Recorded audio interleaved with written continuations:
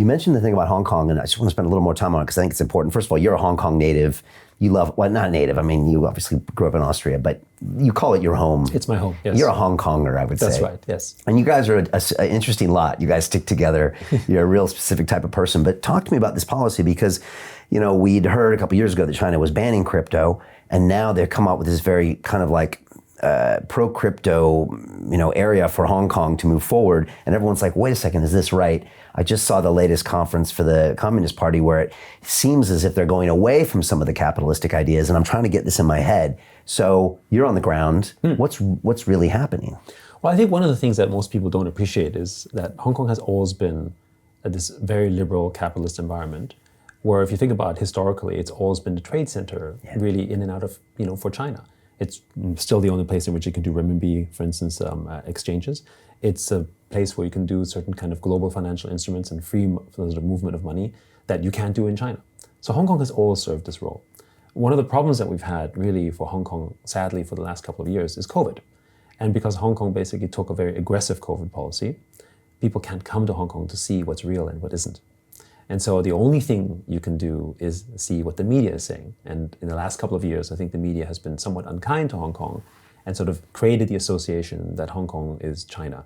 And while, of course, Hong Kong is a part of China, it is still a separate place. It has its own laws. I can get the BBC, right? I can do all the things that, we can do in the free world. And that includes crypto. Now, the difference about sort of digital assets before is there wasn't a policy direction for a while. And so people simply assumed that whatever the policy you have in China must therefore also be in Hong Kong. And this completely sort of demonstrates that that's not the case. And in fact, Hong Kong was never at this point, never like this anyway. The exciting thing is that Hong Kong has basically demonstrated that they want to have virtual asset leadership. I think that's exciting for a couple of reasons. One, that we have a new global financial player that's basically saying, we're here to make this space better. We are invested in space. And you should have seen the conference. I was there basically opening it up with, the first fireside chat was between me and the Secretary of Financial Services and Treasury. And we talked about sort of what that meant for Hong Kong. The room was packed, right? It was electric. The excitement was there. Everyone was really wow, Hong Kong is embracing the future. And it was really kind of Hong Kong is ready for business. And for me, living in Hong Kong, it was very beautiful to see as well, because Hong Kong was being unfairly crushed, by other factors, including sort of media perceptions. And now you can come to Hong Kong, right, and then see it for yourself, but also benefit from these new policies that they're engaging. They've also come out, for instance, with this sort of quasi-sovereign fund, which again is a very un-Hong Kong thing, but they're like, hey, we want to kickstart the industry. If you're from overseas and you're building this new area of business that's developing, in the future of finance or fintech, for instance, Hong Kong has a fund available for you to look at that as well. Right? So they're really sort of taking sort of a very proactive stance. I also think that it's going to have repercussions globally, right? In the sense that for a long time, well, I think we can make a safe assumption that Hong Kong probably didn't do this without some sort of blessing, right? I mean, they don't just make policies by themselves, which means that there is a macro perspective here around the fact that this is the way in which I think China is sort of experimenting and understanding, in this financial laboratory that Hong Kong always was for the region, which is a message for the rest of the world. Because if China is now playing with this in a way, then how should other places react to it? Are you willing to basically sort of just let sort of Hong Kong play in this part? Or do you want to actually also make sure that that talent that is basically the future of finance and maybe the future of the web as a whole, is something that we need to be globally active in, and which I think is going to be a positive thing. But Asia has been leading in this space from a regulatory standpoint this year as well. When we talk about this year, for instance, Japan, right? Prime Minister Kishida-san made Web3 in the metaverse national agenda about 3-4 months ago. We announced sort of a partnership where Mitsubishi Group, Mitsubishi Bank basically made an investment in Animoca Japan, for instance.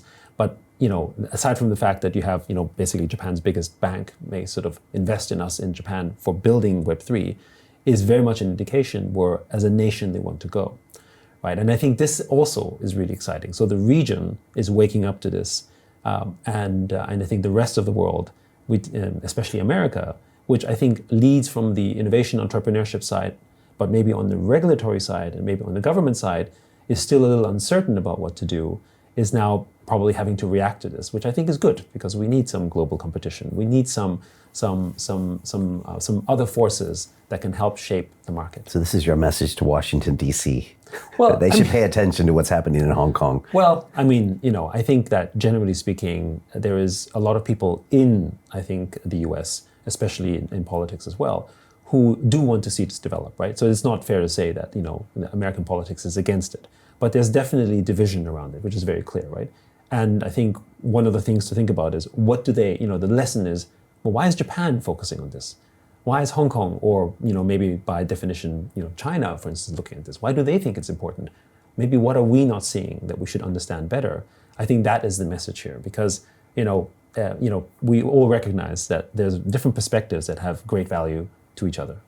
And so, does something happen in Hong Kong without China knowing about it or being involved? Well, I mean, certainly many things would happen in Hong Kong without China knowing about it. But when it comes to financial policy, when it comes to regulatory policy, I do find it, again, I have no confirmation of this, but I do find it very difficult to believe that this wasn't done with any kind of appropriate consultation, because after all, this has a big effect, I think, on the direction of where Hong Kong is going to go. Right. And I might ask my friends down the road here in Parliament here in London to also open their eyes to that. Well, I mean, your new Prime Minister Yeah. Appears to be, at least historically, very positive towards this, which I think is also interesting. And I think the UK, I think from a legal perspective, is now actually, I was reading somewhere that they were really looking at digital property rights as something, to look at from a legal perspective, which before they haven't considered. So I am, it is beginning, right? And so I'm actually quite hopeful about this. And I think these are the kind of developments that have happened this year that really isn't spoken about much, because we're all focused on the blow-ups, right? We're all focused on sort of what the drama of what's happening in sort of, what happened to SPF or what happened to Three Arrows. But actually, the inner workings of the stuff that's laying the groundwork, the policy work, the fact that governments are pushing this, for instance, that's not spoken about enough. But that's the real powerful stuff, because at the end of the day, the stuff that we're reading in the media only, affects a small percentage, a small population of the world. What will affect, the rest of the world in a big way is policy. Hey, do you want to profit from crypto? Then join my DeFi Academy. The Crypto DeFi Academy will help you create generational wealth. But don't take my word for it. Listen to my students. When I first got into crypto, I remember thinking to myself, I need to learn more. Brian Rose, learning crypto, learning DeFi, gotta do it. I am so grateful that I jumped in and did this. I had to break through some limiting beliefs that I can do this, that I can afford this, that I can be in this. It challenges the things that are deeply rooted within us. Joining DeFi Academy has been one of the best decisions I have made on my blockchain journey. This course was a life changer, a game changer, a huge eye-opener, coming from knowing practically nothing at the speed of the learning over 4 weeks was just fantastic. The information you provided in this class was invaluable. I feel far more confident in my next steps. You took complex concepts and made them easier to understand. What's different than so many other ones is it just doesn't tell you what to do. It actually makes you do it. This is for people who are serious about becoming traders. This is the way it should be done. I realized from this learning experience again that it is not about what you learn, but about who you learn it from. The energy was insane. I've never experienced such incredible energy on a live call. Brian Rose, you are a legend, my friend. It's the only thing in the market where you can get all information and learn everything what you need to know. Everything is so clear and so well done, and I'm just forever grateful for this program. It made me feel so much more confident about crypto than I did before. I did not anticipate how passionate I was going to become about it. It's also been like a big learning experience for me, not just in the crypto space, but just an overall balance of life. What I've learned is, how to take ownership, of my life in a way that I really hadn't before. Yeah, you can't put a price on that, really. I would recommend it to anybody, top notch. Excellence does not come cheap. So if you want excellence, you got to pay for it, but it's so worth it. Pull the trigger. That's what this course is about. You're not going to regret it, really. It's amazing. Thank you, Brian and team. So what are you waiting for? Crypto is happening now. Click the link below, submit your application, and let me mentor you on how to create generational wealth and build the decentralized financial infrastructure of the future.